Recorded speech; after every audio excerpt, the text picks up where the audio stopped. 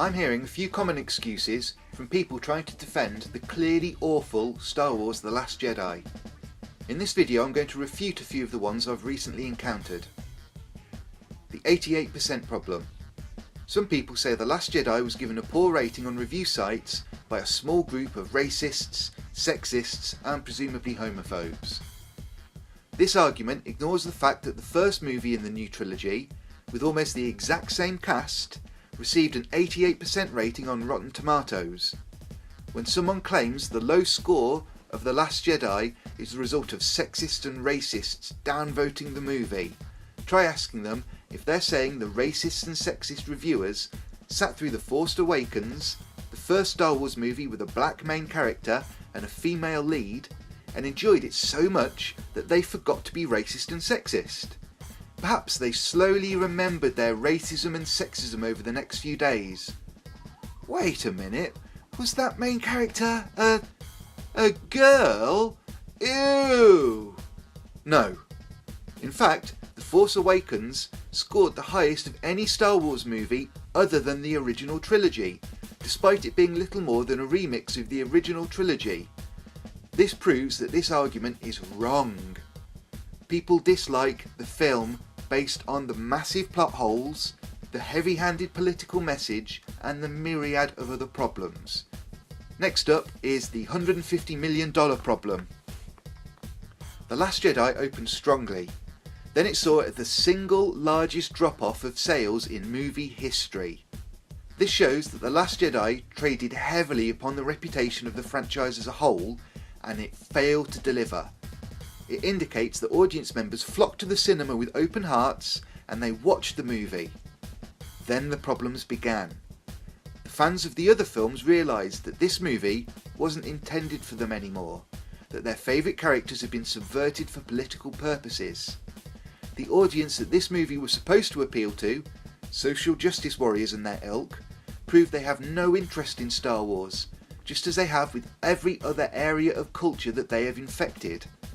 The $150 million problem shows that people went to the cinema, they gave the movie a fair try, then they recognised the heavy-handed political nature of what had been presented to them in the guise of a Star Wars movie, and they rejected it.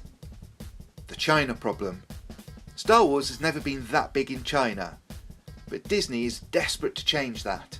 From consciously including an Oriental character prominently in each of the last two Star Wars universe movies, to the millions it spent in advertising for The Last Jedi, including hiring hundreds of stormtroopers to appear on the Great Wall of China, to an advertising campaign specifically geared to the Chinese market, and much more. These are not the actions of a company who accepts that China is never going to accept Star Wars. These are the actions of a company desperate for approval from a very different culture, but who has no idea how to gain it.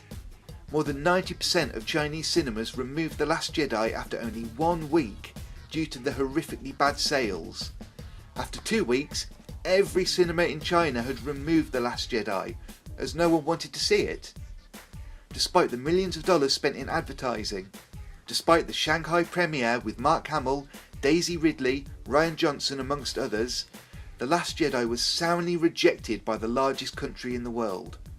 This failure was so spectacular that the upcoming Han Solo movie has been renamed to remove any reference to Star Wars, a desperate act indeed. The toys problem. For the first time ever, Star Wars toys litter the shelves of stores. Toys from Rogue One still sit on the shelves. There are even still toys from The Force Awakens still on sale, and the failure of those two movies are now joined by a whole host of toys from The Last Jedi.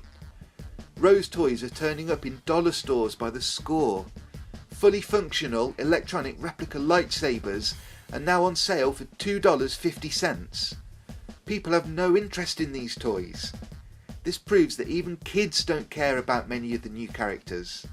This is not an issue with jaded former fanboys angrily attacking the film online.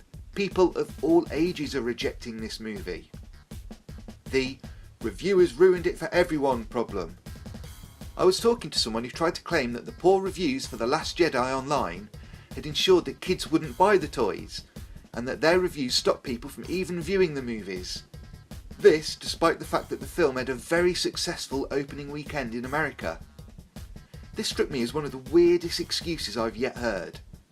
I don't know about you, but I remember as a child when I saw a toy I wanted, I would run home and I would immediately begin my market research. I mean, it's not like kids are some of the best examples of impulse buyers around. No, apparently kids carry out dedicated research. Oh no, I really wanted to buy a toy of Rose, but instead she's apparently garnering negative reviews online.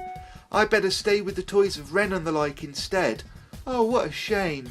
I sure hope some reviewers change their policy so I can feel justified in purchasing Rose in the future. No, it's nonsense. It doesn't happen. Besides which, reviewers have been very suspiciously positive about the movie. On Rotten Tomatoes, reviewers gave it a 91% rating, compared to the audience rating of merely 48%. This means critics believe The Last Jedi to be a superior film to the following movies: The Exorcist, District 9, Django Unchained, An American Werewolf in London, Blade Runner, Blazing Saddles, The Shining, Doctor Strange, Poltergeist, Butch Cassidy and the Sundance Kid, The Omen, The Thing, and many, many more. Does that sound like reviewers are being hostile? To me, that sounds incredibly, unbelievably positive, unless the people saying this mean that the oh-so-discerning kids know to ignore the massive hype machine and the amazing adverts that have been everywhere, ignore the plethora of official reviewers who have given it just astonishingly glowing reviews, ignore the fact that they enjoyed the previous movies and the cartoons and much of the expanded universe, and pretty much everything else related to Star Wars, and that these kids have somehow specifically looked for lone reviewers speaking out on the internet, and that they're basing their purchase history based upon these reviews. I mean, if so, then that's really true dedication by these kids. The feminism problem. People who say evil internet reviewers are manufacturing reasons to dislike the film are willfully ignoring overt statements by Kathleen Kennedy and Ryan Johnson about their feminist agenda. They, amongst others, proudly exclaimed how they subverted the original movies to bend the knee to their cause, only to fall silent when the massive audience backlash began.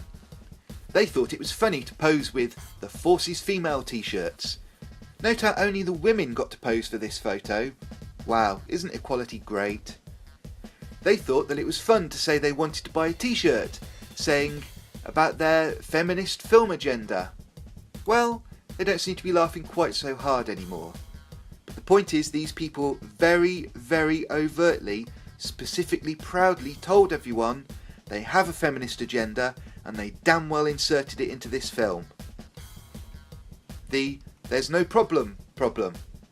Star Wars movies are in many ways the ultimate franchise. The original trilogy was so influential that hundreds of thousands of people across the globe claimed to be Jedi in the 2001 census. The first movie pretty much single-handedly proved that sci-fi was a valid movie format, and it spawned literally hundreds of copies. Disney needed a franchise to appeal to little boys. They solved this problem by buying Marvel Comics and Star Wars, two franchises beloved by boys, men, and many people in general. They then seemed to go out of their way to feminise these franchises in a hugely misguided marketing mistake. They seem to have reasoned that boys will always like these things, so by warping and changing them into something unrecognisable, they can also appeal to little girls. This is a fallacy. It will never work. If you took Barbie and replaced her with a male version of the iconic doll, do you think this may somehow affect sales? Disney will ultimately make its money back eventually. This is, after all, a dead horse that they can continue to flog for decades to come. But they're already beginning to see some pretty horrific diminishing returns. The truth is that they have massively mishandled the franchise. Let me know if you've encountered any other ridiculous defences for this awful movie. And let me know about the arguments you've used to prove people wrong. Please feel free to subscribe to the channel for more. Thank you.